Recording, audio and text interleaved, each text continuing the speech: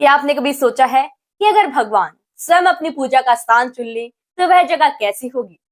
राजस्थान के चुरू जिले में एक ऐसा मंदिर है जहां लोक मान्यता के अनुसार हनुमान जी ने स्वयं तय किया कि उन्हें कहाँ विराजमान होना है। कहा जाता है कि उनकी प्रतिमा को बैलगाड़ी पर रखकर बैलों को स्वतंत्र छोड़ दिया गया था और जहां बैल अपने आप रुक गए वहीं आज का विश्व विख्यात सालासर बालाजी मंदिर बना। लेकिन यह सिर्फ एक कहानी नहीं, यहाँ हनुमान जी का एक ऐसा स्वरूप है जो पूरे भारत में बहुत दुर्लभ माना जाता है। यहाँ लाखों लोग अपनी मनोकामना लेकर आते हैं और कहते हैं यहाँ से कोई भी खाली हाथ नहीं लौटता। तो आखिर क्या है सालासर बालाजी का रहस्य? मैं हूं अर्पिता शर्मा और आप देख रहे हैं truth of mystery with Arpita. करीब 250 वर्ष पहले नागौर जिले के आसुटा गांव में एक किसान अपने खेत की जुताई कर रहा था। अचानक उसका हल जमीन के भीतर किसी कठोर वस्तु से टकराया। जब मिट्टी हटाई गई तो वहां से भगवान हनुमान जी की एक अद्भुत प्रतिमा निकली। गांव में यह समाचार आग की तरह फैल गया और उसी रात आसोटा के जमींदार और सालासर के संत मोहनदास जी महाराज दोनों का स्वप्न हुआ। लोक मान्यता के अनुसार स्वप्न में यह आदेश मिला कि प्रतिमा को बैलगाड़ी पर रखकर बैलों को स्वतंत्र छोड़ दिया जाए। जहां बैल अपने आप रुक जाएगी वहीं भगवान की स्थापना की जाए।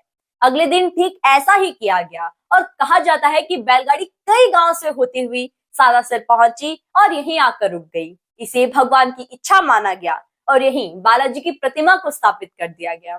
यही वह क्षण था जिसने एक छोटे से गांव को करोड़ों श्रद्धालुओं की आस्था का केंद्र बना दिया।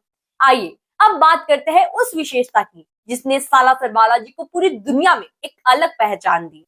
भारत के अधिकांश हनुमान मंदिरों में भगवान को बाल स्वरूप या फिर वीर योद्धा के रूप में दर्शाया जाता है, लेकिन सालासर बालाजी में हनुमान जी दाढ़ी और मूछ वाले स्वरूप में विराजमान है। यह रूप अत्यंत दुर्लभ माना जाता है और पहली बार आने वाले श्रद्धालुओं को तुरंत आकर्षित करता है। भक्त इसे परिपक्वता, संरक्षण और शक्ति का प्रतीक मानते हैं। मंदिर में आने वाले श्रद्धालुओं के बीच मनोकामना का नारियल बांधने की परंपरा भी बहुत प्रसिद्ध है।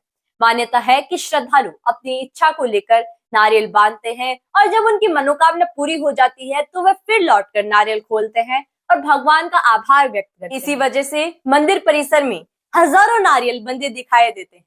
सालासर बालाजी की अखंड धुनी भी श्रद्धालुओं के लिए विशेष आस्था का केंद्र है।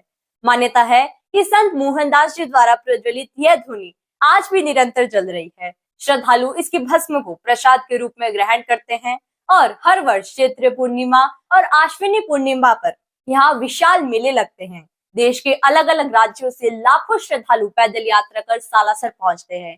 कई लोग सैकड़ों किलोमीटर की यात्रा केवल अपनी श्रद्धा और विश्वास के बल पर पूरी करते हैं। जब पूरा सालासर जय श्री बालाजी के जयकारों से गूंजता है तो वातावरण अत्यंत भक्तिमय हो जाता है। मंदिर की भव्य वास्तुकला, चांदी से सजे द्वार, सुंदर नक्काशी और आरती का दिव्य वातावरण हर आने वाले श्रद्धालुओं के मन पर गहरी छाप छोड़ता है। सुबह की मंगल आरती हो या शाम की आरती, घंटियों की गूंज और भजनों की धुन पूरे वातावरण को आध्यात्मिक ऊर्जा से भर देती है। अगर आप भी सालासर जाना चाहते हैं तो सबसे नजदीकी रेलवे स्टेशन सुजानगढ़ है, जो लगभग 25 किलोमीटर दूर है। सड़क मार्ग से भी यहाँ पहुंचना बेहद आसान है और साथ ही श्रद्धालुओं के लिए ठहरने व भोजन की व्यवस्था भी यहाँ पर उपलब्ध है। दोस्तों, सालासर बालाजी केवल एक मंदिर नहीं बल्कि करोड़ों लोगों की आस्था, विश्वास और उम्मीद का केंद्र है। यहाँ आने वाला हर व्यक्ति अपनी अलग अलग कहानी लेकर आता है और कई लोग अपने अनुभवों को चमत्कार से जोड़ते हैं। आस्था व्यक्तिगत होती है, लेकिन सालासर बालाजी की लोकप्रियता इस बात का प्रमाण है कि यह स्थान लाखों लोगों के जीवन में विशेष महत्व रखता है। अगर आप भी सालासर बालाजी गए हैं तो अपना अनुभव कमेंट में जरूर लिखें और अगर नहीं गए हैं तो बताइए, क्या आप इस पवित्र धाम के दर्शन करना चाहेंगे?